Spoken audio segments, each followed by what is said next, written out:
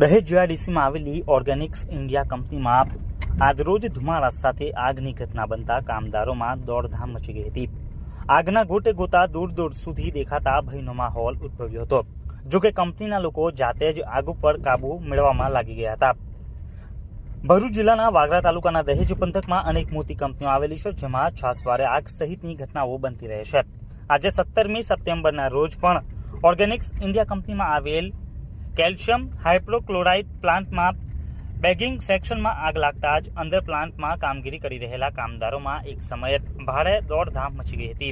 આગના ધુમાડાના ગોટે ગોતા દૂર દૂર સુધી નજરે પડતા હતા। જોકે ફાયર ફાઇટરો ઘટના સ્થળે પહોંચે તે પહેલા જ કંપનીની અંદરની ફાયર સિસ્ટમ દ્વારા આગ ઉપર કાબુ મેળવાઈ ગયો હતો। જોકે ઘટનાની જાણ થતાં જ ફેક્ટરી ઇન્સ્પેક્ટર, ઇન્ડસ્ટ્રીયલ સેફટી અને જીપીસીબીના અધિકારીઓ પણ સ્થળ ઉપર તાત્કાલિક દોડી ગયા હતા।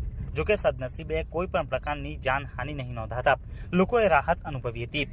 ઉલ્લેખનીય છે કે માત્ર 21 દિવસ પહેલા જ આ કંપનીમાં આગ લાગી હતી। જોકે કયા કારણોસર આગ લાગી તે હજી જાણી શકાયું નથી।